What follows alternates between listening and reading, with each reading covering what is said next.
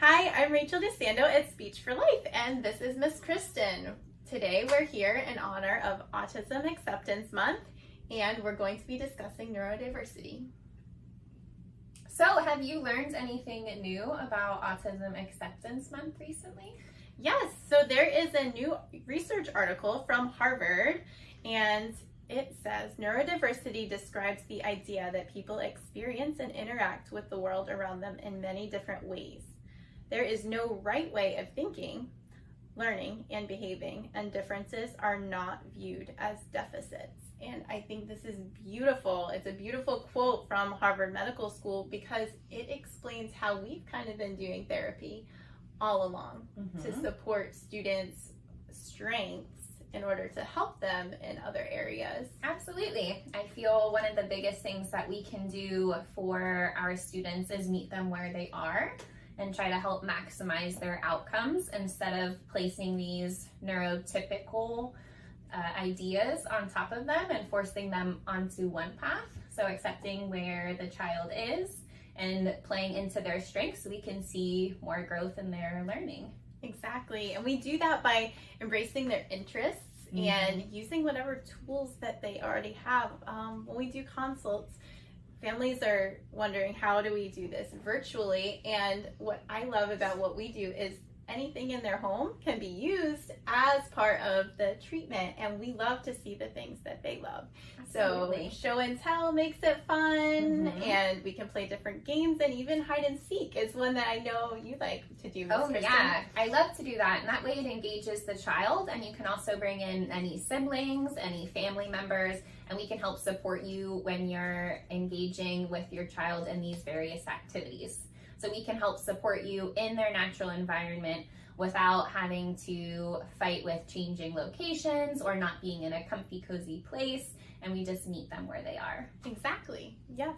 And we can also do some things at home and in our sessions that can help support these different ways of learning. One thing is routine. We try to teach flexibility because it is an important life skill, but also we understand for our families and for our students that it's so important to have routine as something to count on, and it makes our students feel safe and it builds that trust because they know what to expect.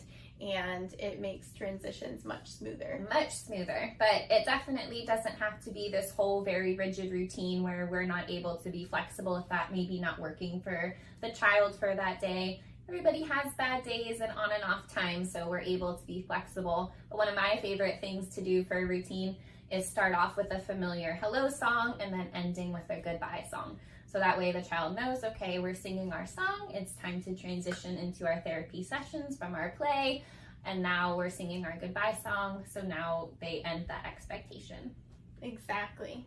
I think another benefit to how we've been doing things is the technology. I think I dare say, every student from our littlest ones on up have this way of embracing technology. And that includes our students that fall under that neurodiversity umbrella. We use that technology because we are passionate about it, and it's fun. We can play different kinds of games, and we really have the whole world at our fingertips when it comes to researching something interesting.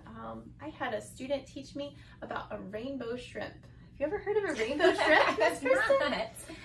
We can look at any topic that the students bring up, and we can share our screen and turn it into a whole conversation, working on their skills for conversation or fluency or reading or even writing about something new that they've learned. And it makes it fun and engaging and spontaneous. And I think that's the key to learning, is kind of keeping it spontaneous and fun. Absolutely, especially when you have that whole world at your fingertips. If something comes up during your playtime, you're not limited to your bag of tricks. You have everything that you can just look up.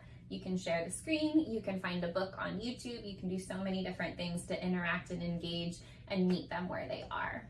Exactly. So if you have any questions or ideas on how we can support your child, please reach out to schedule your complimentary consultation. And happy Autism Acceptance Month.